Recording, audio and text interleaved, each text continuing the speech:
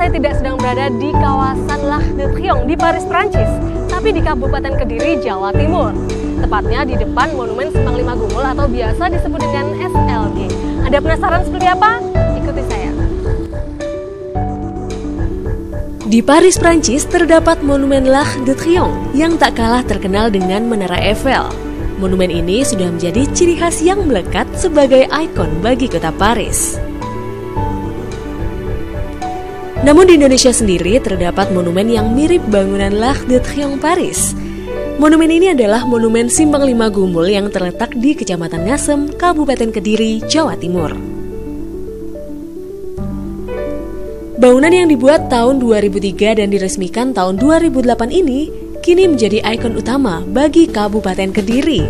Monumen tersebut memiliki luas 804 meter persegi dan tinggi 25 meter.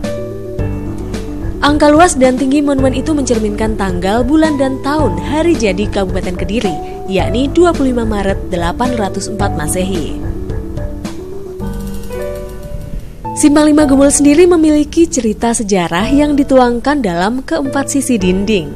Cerita tersebut diukir dalam pahatan relief yang menceritakan tentang sejarah Kediri lengkap dengan seni dan budayanya.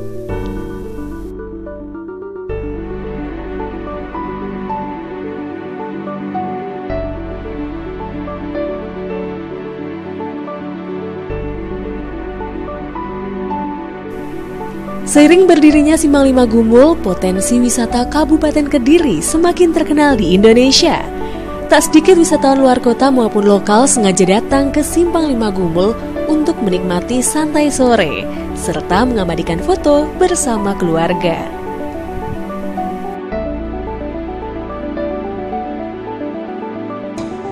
Enak aja sih tempatnya, luas kan, kalau misalnya bawa anak-anak mereka bisa lari ke sana ke sini, bisa bermain suka hati. Lagian pemandangannya juga enak, terus enak buat santai duduk-duduk kayak gitu. Belum pernah, baru pertama kali nih. Baru pertama kali. Terus sebelumnya kamu tahu Simpang Lima Gumul dari mana? Ya jalan-jalan aja, terus emang acara dari sekolah, program sekolah. Berarti memang kunjungan study tour ya? Study tour gitu. Di satu sisi bangunan juga dilengkapi pusat informasi pariwisata yang turut menyediakan aneka kerajinan produksi UMKM Kabupaten Kediri.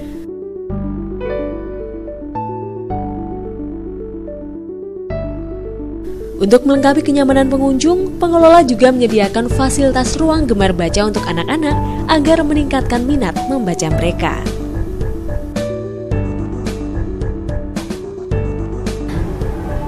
Senang sekali kan, sambil nunggu anaknya main kan kita bisa baca-baca, tambah ilmu juga gitu.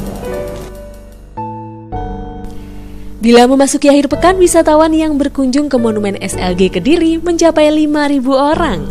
Bagi Anda yang ingin berkunjung ke Simpang Lima Gumul, tidak perlu merogoh kocek terlalu dalam, karena pengelola tidak membebankan biaya untuk masuk ke wisata edukasi anak dan keluarga ini.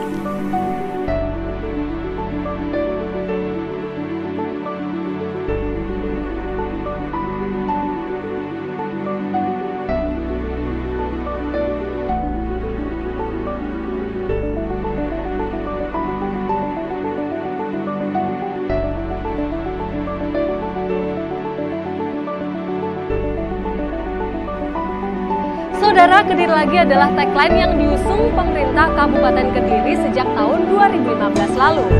Ini merupakan ungkapan yang ramah, sederhana, dan keyakinan yang kuat bahwa Kabupaten Kediri akan terus-menerus menggali potensi dirinya.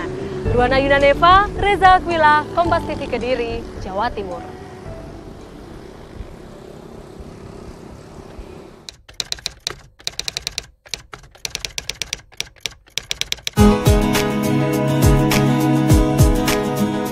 Setiap daerah memiliki keindahan tempat-tempat wisata. Namun di balik itu juga memiliki sejarahnya masing-masing. Begitupun dengan Kota Tondano, Kabupaten Minahasa, Sulawesi Utara. Berkunjung ke Kota Tondano, kita akan dijamu dengan hijaunya persawahan yang telah menjadi salah satu kawasan wisata di sepanjang Jalan Boulevard. Dari kejauhan, nampak sebuah menara berdiri kokoh di ujung persawahan. yaitu Benteng Moraya yang akan menjadi tujuan wisata sejarah kita. Butuh waktu sekitar 1 jam 16 menit atau menempuh jarak sejauh 30 km dari pusat kota Manado untuk menuju ke kota Tondano, melewati kota bunga Tomohon. Dari areal persawahan menuju Benteng Moraya, kita akan melewati patung Korengkeng Sarapung yang terletak di pertigaan Jalan Desa Roong Tondano Barat. Patung ini merupakan bagian dari sejarah Benteng Moraya. Dari patung ini, tinggal menempuh jarak 500 km dan kita akan tiba di Benteng Moraya. Kota Tondano memiliki sejarah yang sangat panjang, dan Benteng Moraya merupakan salah satu peninggalan sejarah yang juga menjadi saksi bisu dari perjuangan rakyat Minahasa melawan pemerintahan kolonial Belanda. Nah saudara, Benteng Moraya diambil dari nama danau yang diselumuti darah.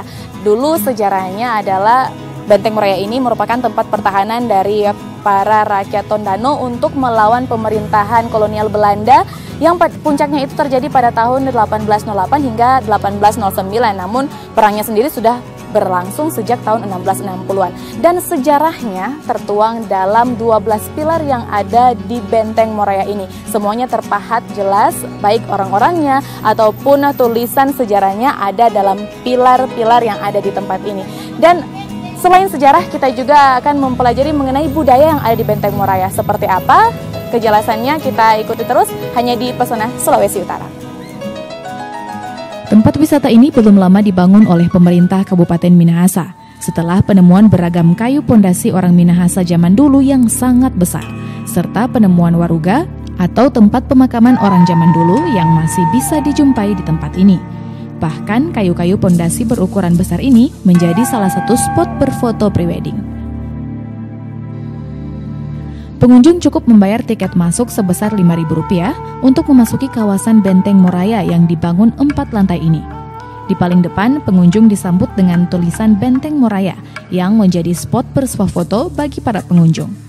Lebih ke dalam lagi, kita bisa menyaksikan 12 pilar berukuran besar yang setiap pilarnya mencantumkan sejarah kota Tondano.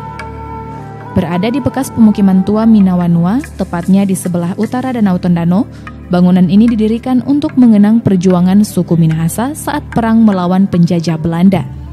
Di sekeliling dinding luar monumen Benteng Moraya ini terukir relief yang menceritakan bagaimana terbentuknya suku Minahasa, bagaimana terjadinya perang Tondano, dan bahkan terukir lengkap dengan marga-marga orang Minahasa. Menurut peneliti sejarah atau sejarawan, pemukiman Minawanua sudah ada sejak abad ke-11 Masehi. Dalam Perang Akbar melawan penjajah, benteng ini menjadi hancur tepat pada bulan Agustus 1809. Para kepala walak Minahasa berhasil mempertahankan kawasan benteng serta pemukiman warga, meski akhirnya digempur oleh tentara kolonial Belanda. Kita bisa melihat sejarah-sejarah dari masyarakat yang ada di Minahasa, dan mungkin ada yang dari luar mungkin yang bisa berkunjung di Benteng Moraya untuk melihat sejarah dari Minahasa ini.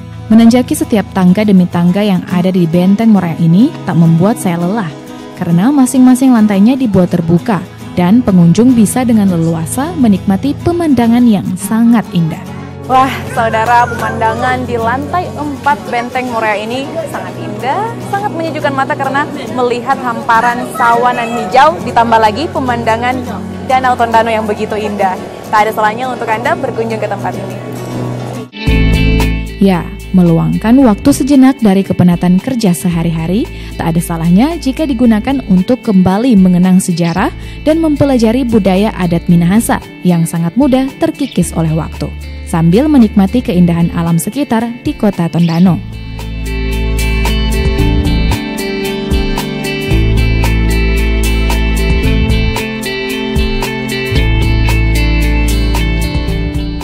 Jili Kindangen, Jimmy Dapar, Kompas TV Manado, Sulawesi Utara.